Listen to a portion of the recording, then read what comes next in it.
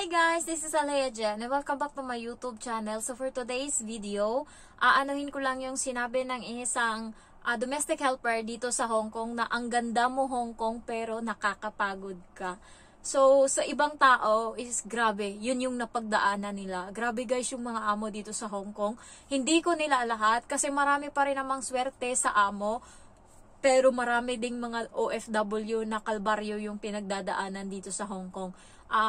Yung mga first timer, pinagtatawanan niya ng mga matatagal na mga domestic helper dito sa Hong Kong yung umaabot na ng 10 years, 8 years. Kasi nga, ang bilis-bilis daw natin sumuko, ang bilis-bilis daw natin, alam mo yun, mag-give up, napaka-reklamador daw natin ng mga first timer.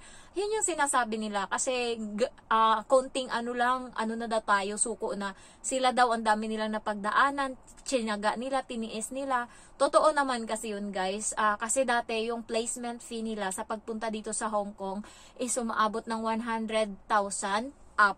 Ayan, so malaki. Sabi nga nila sa akin, or sa atin ng mga first timer, napakaswerte nyo na kasi yung placement fee nyo, 15,000 na lang. Swerte nyo na pag nakaabot ng 30,000 or malas nyo na pag umabot ng 30,000 yung magagastos nyo sa pag-apply dito sa Hong Kong. Kasi mostly yung mga ginagastos na lang ngayon ng mga domestic helper is napakakonti na lang, napakaliit. And kudos or thank you sa gobyerno ng Pilipinas na alam mo yun, pinabayaran na sa mga amo dito sa Hong Kong yung gagastusin ng katulad ng OWA, mga processing, pinabayad na yan sa amo. Hindi katulad dati na grabe talaga yung mga agency, maabot talaga ng 100,000 mahigit.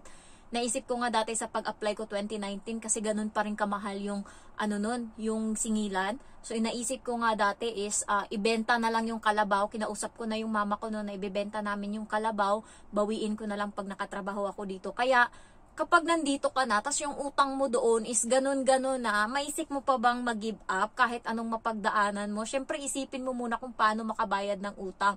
Kaya yung mga luma na mga matatagal na dito sa Hong Kong, naranasan nila yan. Kaya kahit hirap sila sa buhay, is tiniis talaga nila. Naranasan nila lahat-lahat dito sa Hong Kong. Tiniis nila. Naranasan nilang, alam mo yung isda, buto na lang yung natira sa kanila, pero tsinaga nila. Ako guys, naranasan kong kumain ng leftover ng amo ko. Alam mo yung, hindi ng amo ko, ng matatanda doon. Alam mo yung makita mo yung gulay na, alam mo matagal na, siguro kahapon yun or kaninang umaga. Alam mo matagal na, nilagay lang sa ref. So, nagreklamo din yung Indo doon na, yun nga sabi niya, yung ulam hindi man lang ininit, ang lamig-lamig, tapos binibigay sa amin. So, buti na lang, nakita ko sila. Nung una, diring-diri talaga ako nung makita ko yan. Alam mo yung tinatapon ko, patago kong tinatapon. Pero nung nakita ko na 4 na chopstick sa isang tao yung gamit nila, so ibig sabihin, yung chopstick na pinangkukuha nila doon sa ulam is iba, and iba din yung chopstick na sinusubo nila sa bibig nila. So thankful ako kasi kahit papano, kahit matagal na yan, okay lang sa akin. Hindi naman yung dinugyot-dugyot nyo na, tapos ibibigay nyo sa akin. Nakita ko kung so medyo na at ease ako ba. Kahit papano naman may pampalubag loob. Okay lang sa akin na na leftover. Basta wag lang yung galing na mismo sa bibig mo, tinusak-tusak na yan ng chopstick mo. So, awa ng Diyos, hindi naman ganun. So, mahirap talaga dito guys sa Hong Kong. Mararanasan mo lahat. So, nasa iyo na lang kung paano mo imo-motivate yung sarili mo, kung paano mo lakasan yung loob mo. Kasi dito sa Hong Kong guys, matibay. Sabi nga ng amo ko, napaka-strong ko daw. Sabi niya ganun. Kasi guys, 2 katulong. Walang nagtagal, as in, ako magre-renew pa, malala. So, alam mo yung yung una niyang katulong is give up. Tapos yung pangalawa, yun, nagtagal, umabot ng 2 taon, tapos gusto niyang i-renew kasi ayaw na ng babae. Pinayagan siya ng ni Annalyn na katulong na, yun, extend lang ng 1 month yung visa niya para makakuha sila ng katulong maantay. So, kaya ayun, umabot ng 2 years and 1 month. Pero yung mga sumunod is hindi kinaya. 2 months lang sila, malala. Kaya pagdating sa akin, biglang gulat. Ako pinakabata sa lahat. Kasi nga, ang dito ng amo ko, ang mga pinagkukuha niya, ilang mga katulong guys kinukuha niya, matatanda. Ako yung first na bata. Dumating ako dito sa kanila, 27 lang ako. Hindi ko alam kung bakit kinuha niya ako. So, yun, na niya kasi, na yung energy ko is din, grabe yung energy ko. Kahit nga yung mga katulong sa sa park, napapansin na parang nagiging isip bata talaga ako. Ganun ako guys, sabi nung Indo sa akin, kasi nga yung alaga niya na maliit is bet na bet ako. Alam mo yung kada makita niya ako, tuwang-tuwa siya. Tatawagin ko lang yung bata kahit hindi ko alaga yan. Kasi nilalaro ng alaga ko. So nilalaro ko din siya. So pag nakikita niya ako, yun, tawag niya nga sa akin. Emma tawag niya sa akin. Tapos doon sa bahay is, yun yung parating bukang bibig niya sa magulang niya. Ako nga daw. So kahapon na-meet ko yung magulang. Sabi niya, ikaw yun? Sabi ganun. Sabi ko, oo. Ayan. So, ang ko lang talaga is tiisan lang talaga, as in mahirap yung Hong Kong, pero guys kung mo lang, kung i-absorb mo lang, kung tignan mo lang yung magagandang makikita mo, yung positive na ways ng Hong Kong is magtatagal ka. Ako nung una, hate na hate ko lahat. Hate na hate ko na araw is Thursday. Dati Friday, pero ngayon Thursday. Yun yung araw na grabe yung pagod ko. Yun yung araw na bugbog ako buong araw. So, ayan, alam mo, tinitignan ko na lang para meron akong motivation is, titingin ako sa ibang building na katabi namin. Pag may nakita akong isang katulong dyan na nagtatrabaho din, ay, pareho kami. Yun yung iniisip ko. Dati maiyak-iyak ako, pakakita lang ako ng katulong sa bintana na naglilinis din ng kwarto ng amo nila. Ay, pareho kami ng nararamdaman ngayon. So, inaabangan ko parati yung katulong na yan, yung kaharap namin, inaabangan ko siya pag alam ko, pag nauna niyang binuksan yung bintana, tapos hindi pa ako nakapagsampay ng damit, ibig sabihin late na ako. So, yun yung naging motivation ko. Mahirap talaga yung Hong Kong, pero kung gusto mong i-enjoy, kaya naman. Lalo pagka makikita mo yung pundar mo, kahit hindi pa alam mo yung lunan mo sa bangko, tapos makita mo yung pinundar mo, may napuntahan. Ako, kahit pa paano, balikan ko yung mga nangyari, wala akong pinagsisihan. And ang dami kong nagawa sa 2 years ko dito sa Hong Kong. Magto 2 years ako, awa ng Diyos. Konti na lang guys, maano ko na yung pangarap ko. Hindi ko man matapos yung bahay, pero malagyan ko yan ng bubong. Sure ka ako dyan. Hindi ako titigil. Kaya, maganda din na stubborn ka. Kasi kung anong gusto ng utak mo, anong gusto ng puso mo, pinupush mo yan, pinupush mo. Ganun ako guys, hindi ako tumitigil. So, yun yung maganda lang sa Hong Kong. Yung, tignan mo lang yung positive side. Yung amo, hayaan mo yan dyan. As long as hindi ka sinasaktan, pinapakain ka kahit walang ulam. Ako, may kanin lang dyan. Bahala na ako sa buhay ko. Mag-uulam ako kahit So, naranasan ko nga mag-ulam ng asin. Naranasan ko mag-ulam ng chichirya. Naranasan ko mag-ulam ng sardinas. Sardinas, dati sa Pinas, choice ko lang yan. Kakain lang ako niyan kung kailan ko gusto. Dito sa Hong Kong, inaraw-araw ko as in. Umaga, tanghali, gabi. Ay puta, nung nangyari yun, parang grabe na yung galit ko. Makita ko lang yung sardinas na yan. Binilan ako ng amo ko sa 360. Yung maraming sardinas, puta. Sabi ko, ano na naman to? Hanggang ngayon nandun yung sardinas. 2 pack. Hindi ako kakain yan. Bahala dyan. Kahit tuyo na lang or kahit bagoong na lang. Nagpabili ako ng bagoong sa subscriber ko sa Pinas. Yun, kinakain ko. Naranasan ko nga kumain ng pinagisahan na sibuyas. Yung sibuyas doon. Yun yung kinakain ko. Kaya dito sa Hong Kong, mahirap sa mahirap. Pero kung may pangarap ka, pupush mo yan eh. Wala yan. Basta pangarap. Kasi sabi ng amo ko, ang strong ko daw. Sinong hindi maging matatag niyan? Kahit anumang inaano nila sa akin is wala, lumalaban ako pag kailangan. Pag naman, kalma lang. Ayan. So, naawa din naman siguro sila. Kaya yung amo ko nababaitan sa akin pag nakikita niya akong alam mo yung nakikita niya pagod na kagabi. Anong oras na kami natapos? 12:00. Pero minsan hindi niya ako nakitang hindi niya ako nakita. Pagod na pagod ako kahapon, promise. Pero hindi niya ako nakitang sumimangot, ganyan. Pagod, nakikita niya sa mukha ko, pagod ako. Pero minsan hindi niya ako nakitang sumimangot. Yun yung maganda sa akin. Kaya kanina, late ako nagising. Day off ko naman. Nagising ako kanina 10:00. So, siya na naglagay ng tubig. Naawa ako kasi nga wala yung amo kong lalaki. So, nagkanda ugaga yung amo kong babae. Naawa ako sa kanya. Sabi ko, sorry, late na ako nagising. Hindi pa nga ako nag-toothbrush eh. Sabi ko, sorry, late ako nagising. Buti na lang di mo bawinin ako. Sabi niya, okay lang yun. Tapos, tinulungan ko siya, binihisan ko yung bata.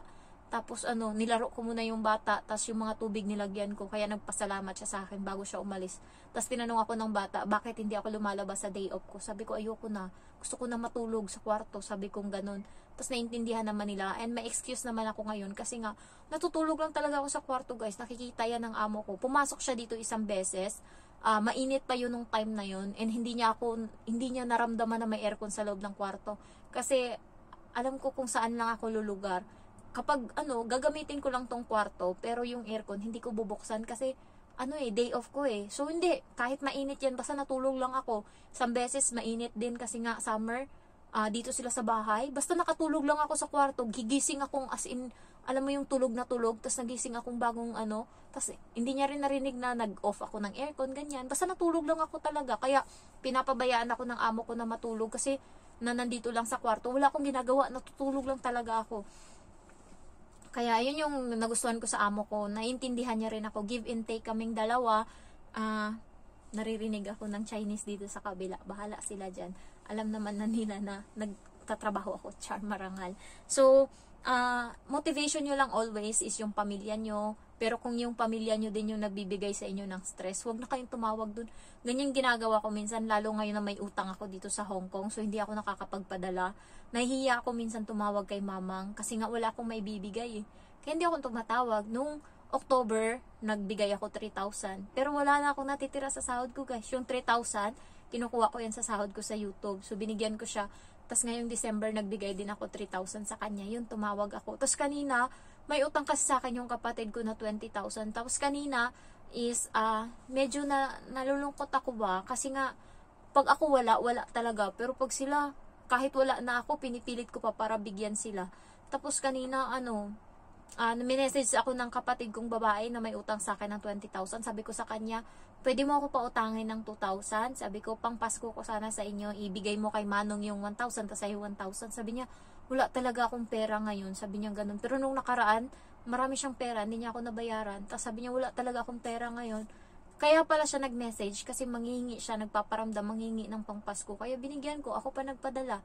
Tapos kanina, ayan, ito yung GCash number daw, ganyan, kasi daw, magbibili daw ng ganito. Yung, alam mo yung malulungkot ka, kasi pag ikaw wala ka talaga. Wala akong tatakbuhan pag ako wala. Sarili ko, kailangan kong, alam mo, nang buburaot ako sa mga sa AFAM, ayan, sa boyfriend ko, nang buburaot ako para lang meron akong para sa akin. Yung cravings ko, yung gusto kong bilhin, sa AFAM ko pinapabili. Kasi nga, wala eh. Wala akong didependihan, kundi sarili ko lang. Kaya ayun, yun yung ginagawa ko. Kasi guys, wala talaga. Nakakalungkot lang pag ako wala talaga. Kaya sa inyo din, magtira din kayo para sa sarili nyo. Kasi nga, alam nyo guys, meron akong isang bangko, yung Kabayan Savings. Nilalagyan ko yan every month ng 300. Kahit yung 300 lang na yan para sa sarili ko. Grabe, kahit yung sahod ko sa YouTube, nakukuha yan. Kasi pinapangbayad ko. Minsan malulungkot ka na lang eh. Ang pagod mo dito, tapos hindi maiintindihan minsan ng pamilya mo.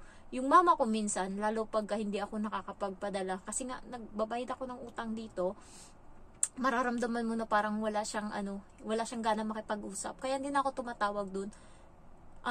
Yung pagpagawa ko ng bahay, may natira na 15,000. Sabi ko sa kanya, tabi mo yan, kasi para yan sa inyo, kasi hindi ako magpapadala sa sundo. Alam mo ginawa? Pinautang sa ibang tao yung 15,000. Hanggang ngayon hindi binayaran. So, dun sumasama yung loob ko. Kasi nga, para yun sa kanila eh. Tas pinautang, tas hindi binayaran. Tas mararamdaman mo na minsan kailangan niya ng pera. Buti na lang kamo, may kapatid ako na nasa Kuwait.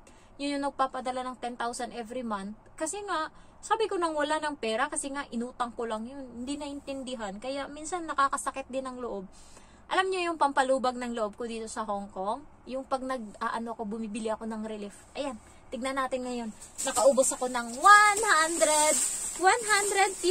Hindi ko lang alam. Basta every damit na to na binili ko is 10 lang. 10 Hong Kong dollar. Eto guys, dream ko to na palda. Kasi nakita ko to sa Butter. Hindi ko lang Bread and Butter ba yun na brand. Eto siya. Alam niyo to? Hindi lang ma-appreciate ng pero gandang-ganda ako nito sa personal. And may nakita akong partner niya. Ayan, para siyang din. Para siyang kapareho nun, pero parang ibang kulay. Ito. Ayan. So, susuotin ko to kasi magdi-Disney ako. So, ito yung susuotin ko. And then next, hinalungkat ko na sa harap nyo. Oh, pantalon siya. Hindi ko lang alam kung kasya sa akin. 10 Hong Kong dollar lang din siya. Hindi ko lang alam kung may brand to. Ayan, 10 Hong Kong dollar. So, kung hindi kasya sa akin, bigay ko sa pamangkin ko. And itong isa is short. Ayan, short siya. Panlalaki para sa pamangkin ko. Napaka-selfless ko. Para sa kanila lahat ng, alam mo yun, lahat ng meron ako is gusto ko ibigay sa kanila. Next is pantalon. Kulay pink siya. Uso to ngayon guys, yung malaki yung sa baba. Ayan. Yung ayan oh, malaki sa baba. Ayan.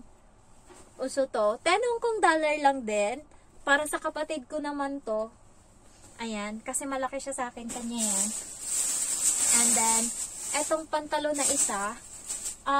Dream ko talaga kasi meron akong pantalon sa Pinas na Topshop yung brand. Highway siya. Tas fit na fit sa akin. Ang ganda sa akin tignan nun. Kaso nga, dahil favorite ko siya, yung sa may bandang sakang niya, sa may bandang ano niya, hita niya, mataba kasi ako noon, ganyan-ganyan, tapos ano siya, nabuta siya, pero hindi naman halata, hindi ko lang alam kung pinatapon ko yun or hindi. Gustong-gusto ko yun at gusto ko makahanap ng ganun uli. So, tinry ko to. Sana lang mag-cash siya. Ayan. So, ito kinuha ko. Pantalon din siya, tas skinny. Ganyan yung taas niya. 10 Hong Kong dollar. Yan yung ano ko ngayon. Yung happiness ko pag nakakaano ako. And ito, kasi winter ngayon dito sa Hong Kong, so bumili ako ng jacket. Ang baleno yung tatak niya. Ayan. Pink siya. Ayan. So, meron pa tong purple kanina. Nakuha lang ng babae. Buti nga may natira pa eh. Ano to? 10 Hong Kong dollar din. And last but not the least is yung 6 packet. Ayan. Panlalaki siya. Para to sa kuya ko. Ayan. So, 10 Hong Kong dollar din. Sa Pinas, bibilhin to is nasa 350 na siguro ngayon yan. So, yan yung mga nabili ko. Yan yung ano ko ngayon, yung katuwaan ko, yung happiness ko pagka lumalabas ako. Ang dami pa doon! Diyos ko! Hi! As in, umalis ako ng bahay, alauna, kumain ako, and natapos ako kumain, mga 2:33. Ayan, nagsimula na akong maghalungkat ng mga relief. Tapos sinabi ngayon ng babae na, tara sama tayo, dalawa tayong maghalungkat. So ayun, marami din siyang nabili. Siguro kanya din, umabot din siya ng 200 Hong Kong dollar. So naikot namin yun. Marami pa doon as in. Kaso wala na akong pera. Kahit pamasahe papuntang sentral sa susunod, wala na. Pinangbayad ko ngayon sa binili ko na saging, na prutas, na gulay, is yung card ko na lang. Ubos talaga. May gusto pa ako dong bilhin kasi wala na akong pera. Sara yun na, Sara yun na damit. Tapos yung isa is cotton on. Kasi wala na akong pera. Diyos ko, wala na. Pero gusto ko pa talaga bilhin. Ayun lang. Thank you and I love you all. Bye-bye.